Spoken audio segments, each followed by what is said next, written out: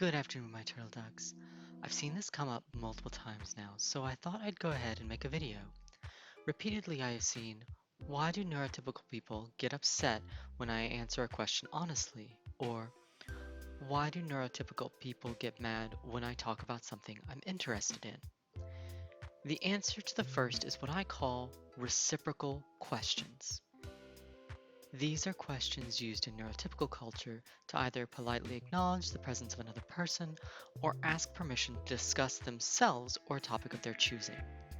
The first instance is almost exclusively used for strangers one does not expect to see again, while the second is meant to start a conversation. In neurotypical culture, outright stating one's desires can be considered rude, thus the reciprocal question. Here is an example. A neurotypical colleague approaches me at work and asks what I did over the weekend. Whatever I answer with is irrelevant. They are only asking permission to talk about their own weekend and likely do not much care about mine. In this case, I would give only the briefest description.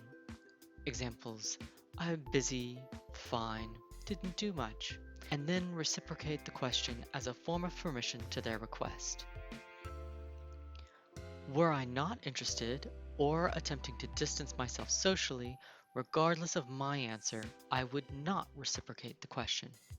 For an even harsher rebuff, I might return to what I was doing or leave the area after answering.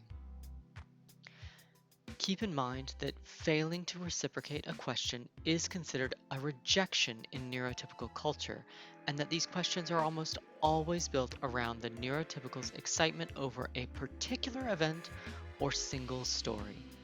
If you ask a reciprocal question, you will be expected to limit your own anecdote to exactly one subject and preferably only one example of the subject.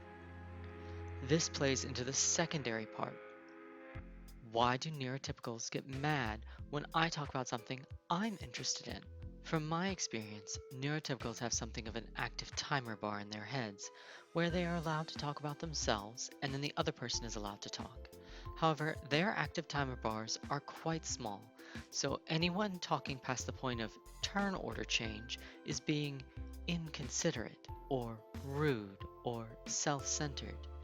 This active timer bar also does not allow for people to speak out of turn, beyond words of acknowledgement, so be careful when you are attempting to socialize with neurotypicals.